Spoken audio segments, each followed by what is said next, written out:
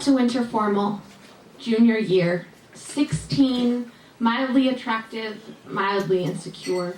Spent weeks planning, hours prepping, only to be left standing at the edge of my driveway in the flared jeans and tank top I had worn all day, watching the fairy tale of high school romance enacted before me. The recently post-pubescent girl with a pound of makeup and 2 pounds of tulle is aided into the limo by the even more recently post-pubescent boy in his awkwardly fitted tuxedo.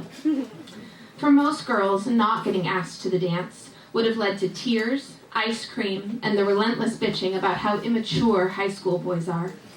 But I did not cry, overeat, or bitch. The pride I felt at that moment still stays with me.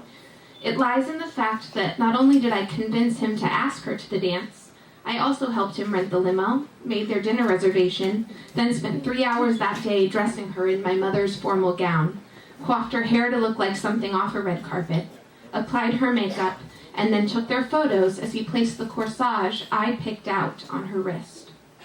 What I didn't realize was that this moment would not only serve as the beginning of my professional career, but would produce the blazing red flag of my romantic future.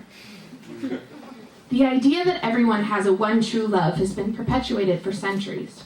From Shakespeare to Carrie Bradshaw, we have been convinced that everyone has been promised that they will eventually find the one.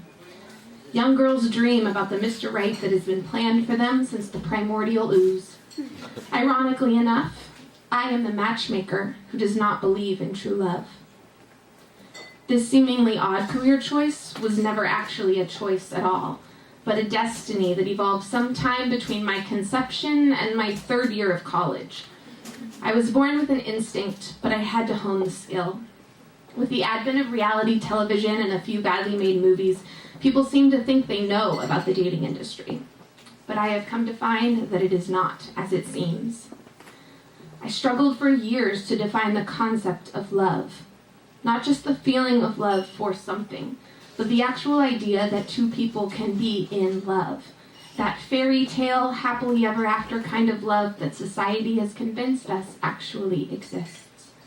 That you find the one person in the world who completes you, and you swear to love them for all time. A love so strong that the idea of a life without them is unimaginable. But love is defined as an emotion, and emotions are defined as temporary.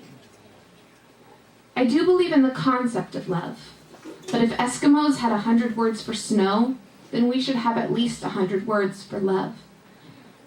There's the love you feel for a cookie, the love you feel for a parent, the love you feel for a boyfriend, and supremely the love you feel for a child.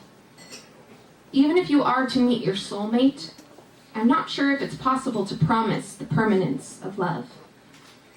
I began early on to research other people that worked in the dating industry. I met with a few of the best professionals from here to LA and noticed a horrifying trend. In this world of checks and balances, these people were given gifts, but it was as if they must give up something else in exchange, as if excellence in one category is made up for by deficiency in another.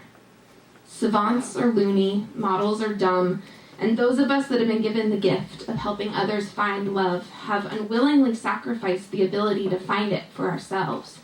I call it the curse of the matchmaker. The unavoidable question always comes, so are you in a relationship?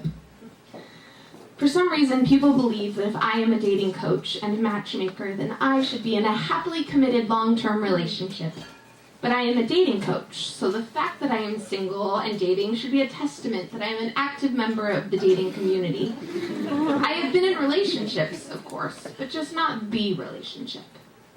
Some do seem lucky in love. They meet that one person in high school, get married, have babies, and spend the rest of their lives together. Although these people are lucky, they are not the people I would want dating advice from. They haven't had to endure the horrors of getting stood up on a first date, broken up with by text, or dealing with a jealous ex. If having to deal with the perils of dating gives me street cred, then I am 50 Cent. Most assume that dating me would be quite laborious, that I overanalyze everything and set unattainable standards. This is true, but try to find a girl who doesn't. I always say if I get married.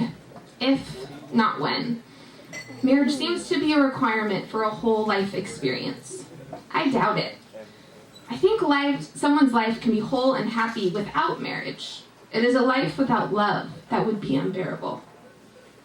I got into the dating industry to help people find happiness and to selfishly make myself happy at the same time.